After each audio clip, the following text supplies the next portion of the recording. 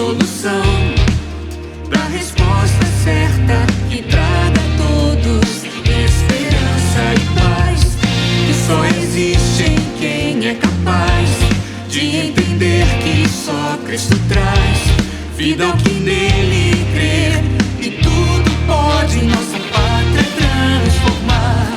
Seu povo escolhido Deus me fez pra anunciar o que ele faz, e por amor não vou me calar, de norte a sul vou proclamar. Brasil, a esperança é Jesus, alegria nele encontrarás. Brasil, a esperança é Jesus, nova vida ele te dará. Brasil,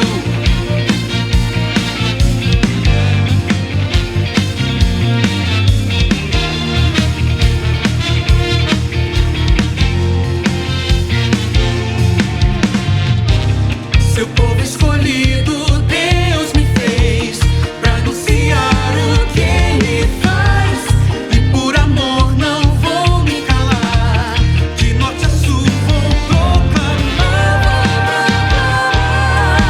Brasil, a esperança é Jesus, alegria nele encontrarás. Brasil, a esperança é Jesus, nova vida ele te dará.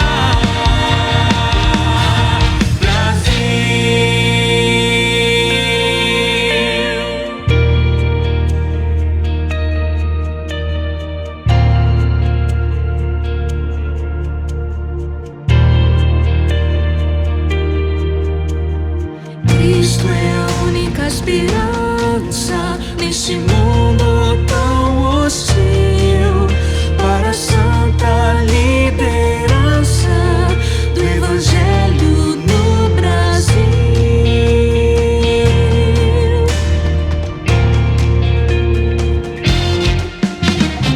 Cristo é a única esperança nesse mundo tão hostil, para a santa liderança do Evangelho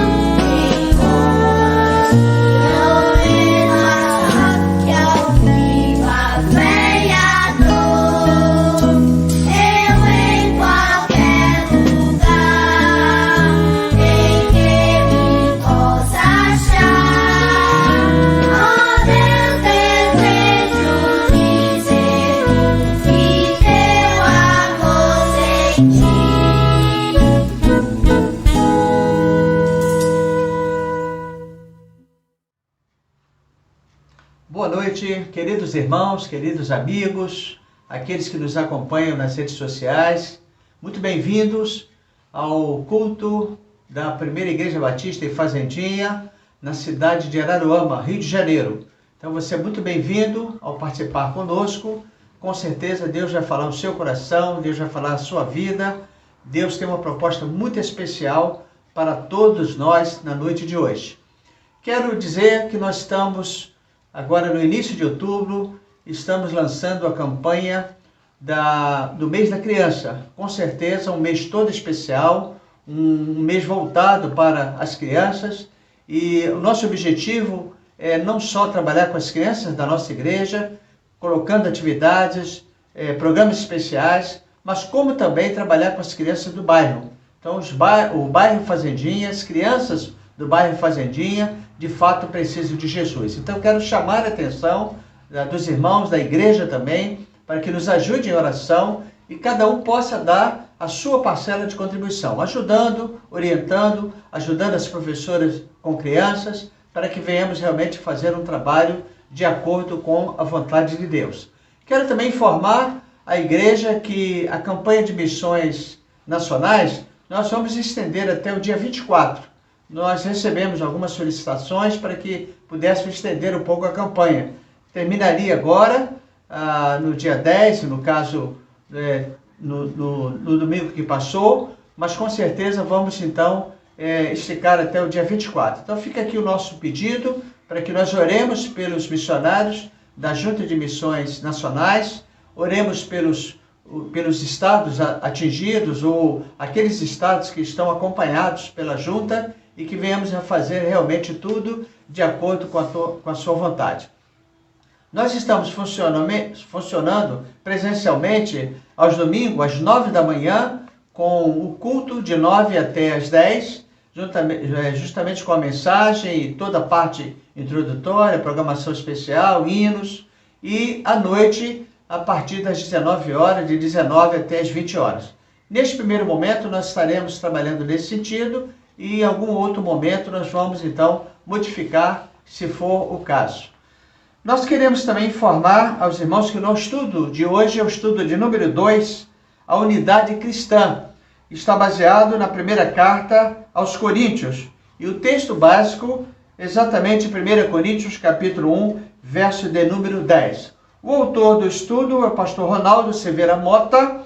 Ele coopera com a igreja Copa Leme, na cidade do Rio de Janeiro. Então fica aqui então o nosso convite, teremos um estudo abençoadíssimo, como aconteceu na lição número 1, e agora estamos então nesta quarta-feira, trabalhando com você, esse tema tão importante, a unidade cristã, a primeira parte exatamente baseado nos acontecimentos da igreja de Corinto. Fica então aqui a nossa oração, o nosso pedido, e com certeza Deus tem um plano muito especial para todos nós até o final deste ano. Ore também pelo projeto Vida 2021. Que Deus então nos abençoe e com certeza daqui a poucos instantes teremos então o nosso estudo. Um novo tempo em 2021, essa é a nossa oração e que Deus então nos abençoe. Amém.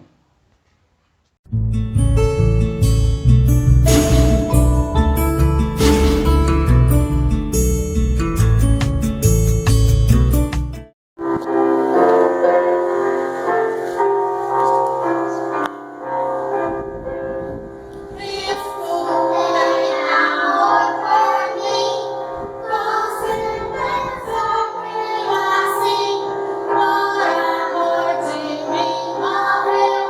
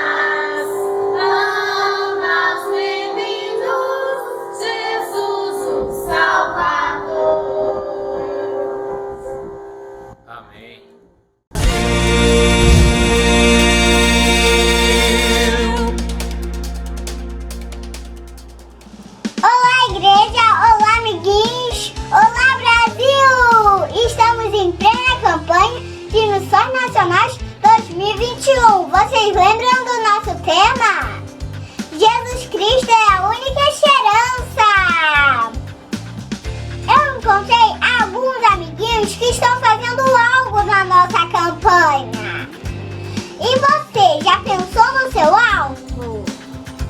Então vamos assistir os nossos amiguinhos, depois a gente volta. Para anunciar o presente toda a gente vai. Oi gente, eu sou a Raquel Tati, tenho 9 anos. Nessa campanha de missões eu queria fazer uma coisa bem gostosa. Então decidi fazer meus docinhos gourmet. Descobri que eu tenho um talento pra coisa. Esses aqui são os meus favoritos. Nessa campanha, né, eu estabeleci uma meta de R$ 1.500 em docinhos. E eu preciso vender 600 docinhos. Parece muito, mas se você me ajudar vai ser muito mais fácil. Então, estabeleça essa meta. Oi pessoal, tudo bem? O meu nome é Lavinha, eu tenho 5 anos. Eu tô vendendo muitos brownies e eles são muito deliciosos, muito gostosos. Eu quero que vocês comprem. Vou dar uma gaguejada aí, mas tudo bem. É que o meu alvo é R$ 700. Qual é o seu alvo? Oi, eu sou a Alice, essa é minha irmãzinha Júlia. A gente tá fazendo pinhão, a gente tá fazendo bijuteria para ajudar os missionários. O nosso alvo é R$ 899. Qual seria o seu alvo?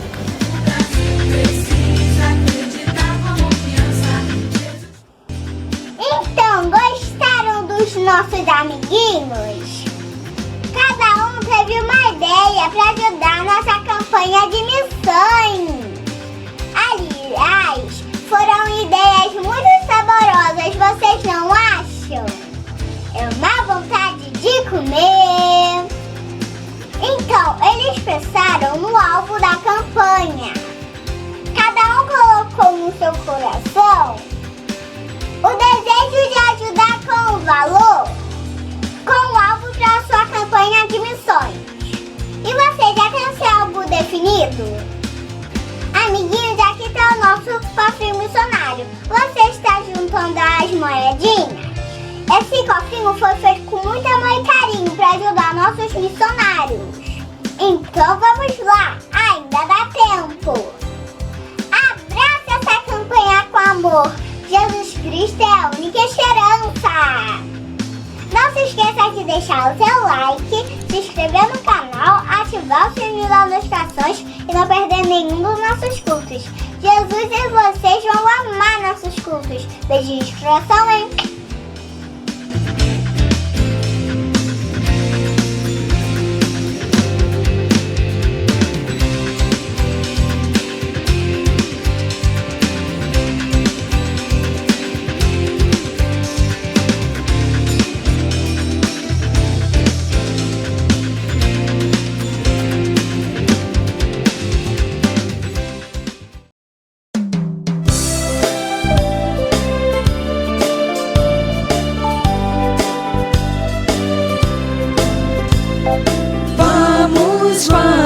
A nossa EBD, melhor lugar não há. Para as histórias da Bíblia conhecer e os ensinos de Jesus aprender.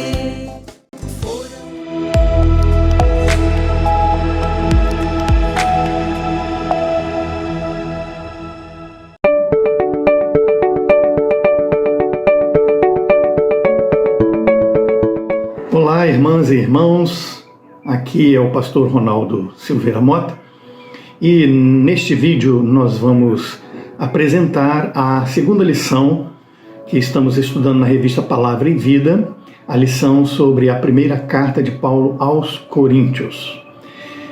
Nós vamos observar que a Igreja de Cristo é formada por seres humanos que, ao se converterem, trazem consigo para dentro da igreja toda a sua história de vida, seu passado, presente, com suas tradições, seus costumes, Na igreja de Corinto, isto se acentuava de uma tal maneira que havia muita dificuldade na mente daqueles primeiros cristãos em praticar o novo padrão bíblico que Deus espera, que é a santidade de vida. Paulo recebeu uma carta que relatava essas questões relacionadas ao casamento, celibato, oferenda a ídolos, culto público, os dons espirituais, além de desvios da conduta de vários daqueles cristãos, o que tornava a ruptura com o mundo algo que se tornava muito difícil, indefinida. A igreja está no mundo, precisa estar no mundo, mas o mundo não deve estar dentro da igreja. Embora tantos erros fossem cometidos dentro da igreja de Corinto, pesava ainda sobre eles o fato de muitos deles serem soberbos por causa do conhecimento que julgavam ter, mas eram, na verdade, ignorantes. Eles não sabiam nem o básico sobre a vida cristã. Foi preciso o apóstolo Paulo usar a expressão "não sabeis" várias vezes para convencê-los do erro, especialmente aqueles que se achavam muito sábios e que sabiam tudo. Ainda hoje, há muitas igrejas que sofrem com o mesmo problema dali de Corinto: desvios doutrinários, divisões e partidos, soberba pelo conhecimento que acham ter. Precisamos de humildade para enxergar o nosso erro e submissão para mudar o comportamento quando estamos errados. Vejamos os problemas da igreja de Corinto e se há alguma relação com a igreja atual. A primeira coisa que você vai estudar na lição de hoje é sobre a divisão dentro da igreja. Logo no capítulo 3, verso 4, o apóstolo Paulo fala sobre a questão da divisão que havia entre eles.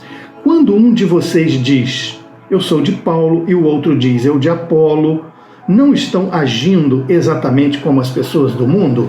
Então nós vemos ali evidente o partidarismo, a divisão dentro da igreja. Mas nós precisamos perguntar quais são as causas principais de divisões na igreja de Corinto. A imaturidade que permite a convivência da carnalidade e o mundanismo, ou seja, essa imaturidade é que faz haver algum tipo de divisão dentro da igreja. A falta de discernimento leva à convivência natural com o mundanismo, que prega pela sabedoria humana. Aqueles homens e mulheres ali da igreja de Corinto não podiam receber alimentos sólidos, porque ainda eram como bebês, tomavam leite como bebês que mamam, porque não podiam suportar um alimento mais sólido, diz o apóstolo Paulo. E não podiam suportar porque ainda eram carnais. Ele vai expressar esta atitude. A questão, então, é como se eliminam as divisões. Paulo retoma o assunto sobre a sabedoria do mundo ou qualquer vanglória humana, dizendo que a sabedoria deste mundo é loucura diante de Deus. Capítulo 3, verso 19. Paulo não está excluindo o conhecimento científico, filosófico ou qualquer área do pensamento humano, pois tudo é dom de Deus. Todo o conhecimento que o homem tem, toda ciência, é dom de Deus.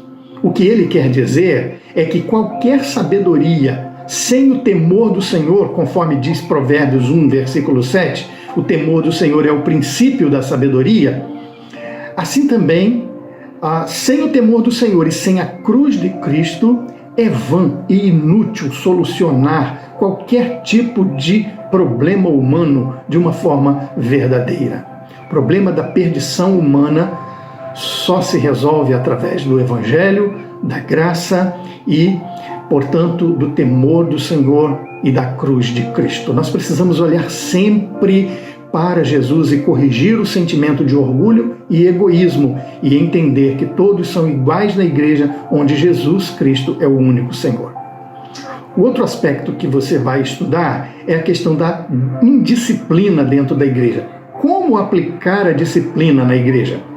Ele tomou conhecimento, Paulo, de algumas imoralidades cometidas dentro da igreja e orienta o que se deve fazer. Ele inicia o capítulo 5 dizendo: geralmente se ouve que há entre vós imoralidade e imoralidade tal como nem mesmo entre os gentios há. Ou seja, havia coisas absurdas acontecendo ali em Corinto, não vou entrar aqui no detalhe porque você vai estudar na sua classe.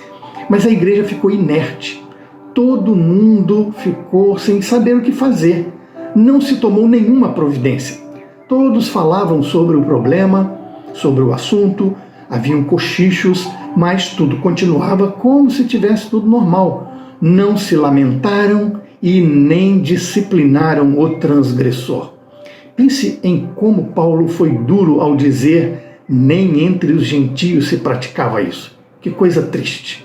Infelizmente, ainda há entre as igrejas esse tipo de ações, não é? E ele então propõe uma reunião para que, na autoridade do Senhor, se aplicasse a disciplina. Terceira coisa que você vai estudar é sobre a dificuldade na comunhão. E aqui nós vamos, como o apóstolo Paulo fez, pegar um tema desse relacionamento que é a participação da ceia do Senhor. Ou seja, o relacionamento estava tão esvaído, não é? Tão fraquinho entre eles por causa de tanta divisão, que quando se reuniam para a celebração da ceia do Senhor, diz aqui o texto bíblico, cada um come a sua ceia sem esperar pelos outros. Paulo inicia o tema dizendo que não os elogiava, porque quando estavam reunidos para o que deveria ser um culto de confraternização, ou seja, uma festa ágape de amor, eles estavam piorando ainda mais o caráter espiritual. Vejam a seriedade do problema, pois não estavam melhorando em nada participar da ceia do Senhor. Temos que entender que divergir é possível e até saudável, porém perder a comunhão é que é o problema. Paulo diz que quando se reuniam, não era a ceia do Senhor que eles estavam celebrando, mas algo totalmente diferente. Isto porque, embora com pretexto de culto, os grupos ficavam expostos e não havia submissão ao Senhor. Ou seja, o partidarismo se apresentava ainda mais quando era realizada a ceia do Senhor. Não se repartia de fato o pão, cada um tomava antecipadamente a sua própria ceia, alguns até se embriagavam com o vinho que levavam de casa. Aqueles que eram pobres ficavam com fome, eram humilhados. Faltava comunhão, sobrava egoísmo. Talvez em alguns casos hoje não seja o pão físico e o vinho que falta, mas ainda falta compaixão e amor, sobrando soberba e orgulho. Nós vamos também aprender sobre desvios doutrinários que havia ali na igreja de Corinto. Pessoas que pregavam que não há ressurreição dos mortos. E Paulo responde com esse que é o maior capítulo da carta, o capítulo 15, e iniciando o testemunho vivo e eficaz das Escrituras, o Antigo Testamento, e também das testemunhas oculares, ou seja, aqueles que viram o Senhor ressuscitado, como Pedro, como os 12, como Tiago, mais de 500 irmãos, os apóstolos, e por último, ele mesmo. Ele apresenta a seguir uma série de consequências que ocorrem ao se negar a ressurreição de Jesus Cristo. Se Cristo não ressuscitou e os mortos não ressuscitam, Cristo Jesus continua morto. E se Cristo não ressuscitou, todo o esforço da evangelização é vã. E é vã a fé cristã, pois esta se baseia na ressurreição de Cristo. O evangelho é pregado como ele é, mas se Deus não ressuscitou a Cristo, os pregadores são falsas testemunhas. E, além disso, sem a ressurreição não há justificação e todos permanecemos no pecado e, na verdade, dessa forma, se não há ressurreição dos mortos, o evangelho é uma grande fraude. O que nós podemos chegar à conclusão é que, na verdade, pela fé, acreditamos naquilo que ouvimos e vimos. O Senhor Jesus Cristo ressuscitou dentre os mortos. A ressurreição é o ponto fundamental da nossa fé cristã. Finalmente, deixei para a última parte, vocês vão ver isso na lição, sobre o dom supremo.